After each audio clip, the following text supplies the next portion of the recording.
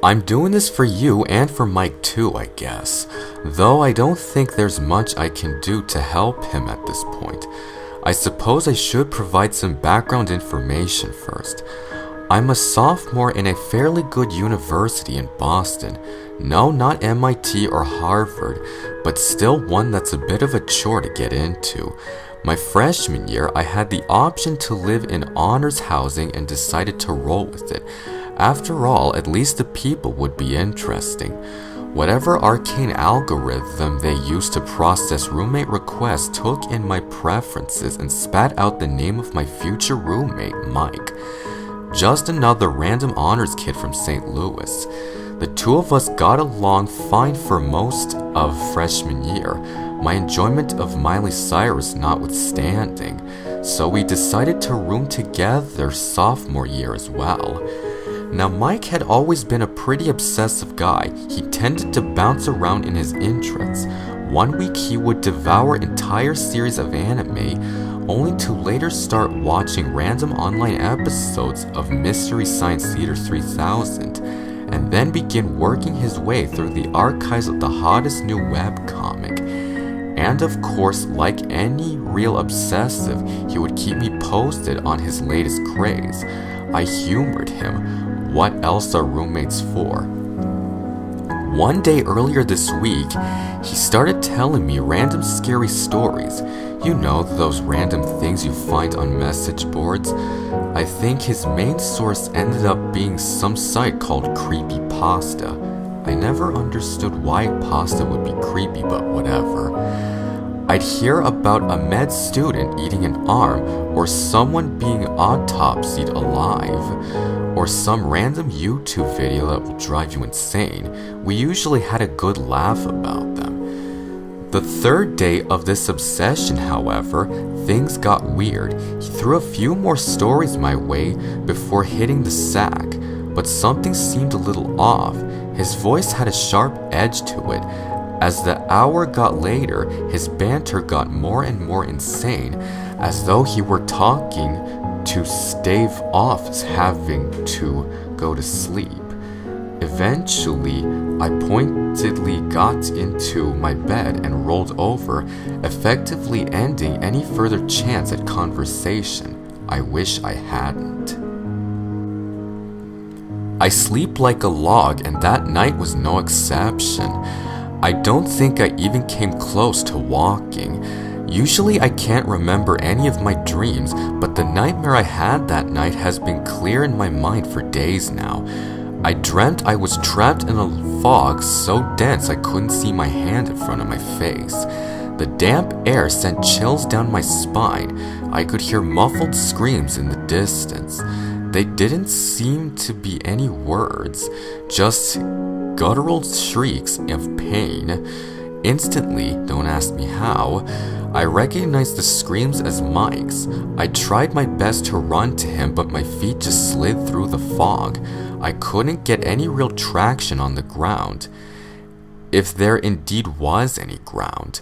The screams got further away and more indistinct, so I could still tell they were Mike's. Eventually, they faded to nothing and I woke up, and every last trace of Mike was gone from the room.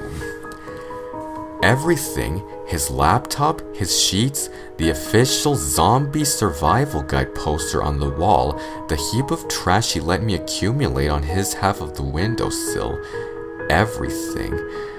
A thick layer of dust coated his entire side of the room. Absolutely nothing on my side of the room had been touched, nor had any of his stuff in the bathroom, the kitchen, or the living room of our suite. Only in the bedroom had anything been taken. I couldn't believe it.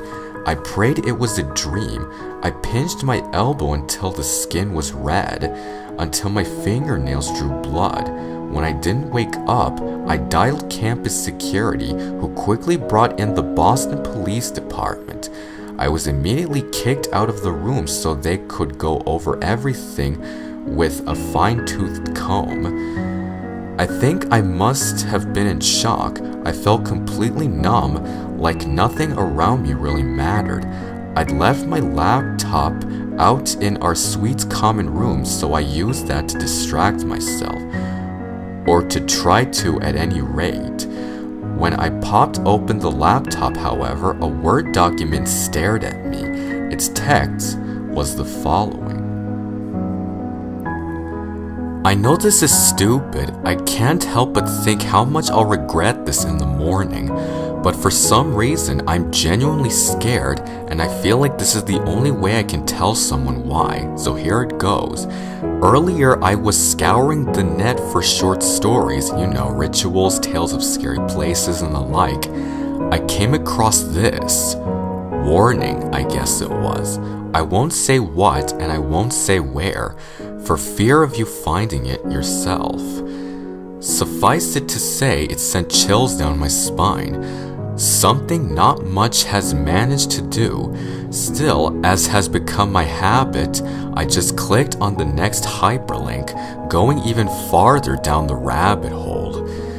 The warning stayed with me though, and the back of my head just nibbling away, waiting until I would focus on something else to rear its ugly head.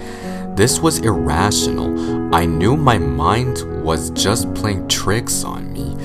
Some ancestral fear had been played upon, some age-old nightmare that was just that, a nightmare, no more and no less. But that didn't make the fear go away. Only when I looked at the clock to see how long I had until you got back that it dawned on me. I had passed the time allotted me by the warning to stop what was coming. Any vagueness is out of concern for you, I promise. And then the real anxiety kicked in. My palms started to sweat, and my eyes refused to stay closed for more than a second at a time. All my hair stood on end, and I could feel my heart rate start to increase. Instantly, I knew that the warning had been real, and I had failed to heed it. My time was limited.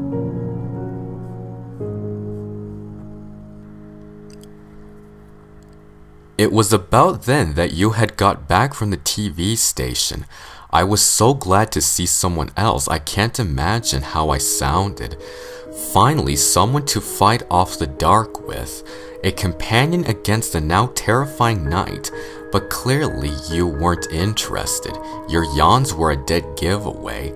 You headed to bed, and I, to stave off sleep a little longer, decided to write you this. Do me a favor. If I'm wrong, forget this ever happened. If I'm right, warn them. So that's what I'm going to do. I'm warning you. Just be careful. Next time you go to an archive binge at Creepypasta, or start checking the horror thread of your favorite discussion board, or even just try Googling creepy stories, if you feel a chill run down your spine at some warning you've never read before, you might want to heed it. If you decide not to, however, if you just click on your merry way, please tell Mike I'm sorry I couldn't get to him in the fog.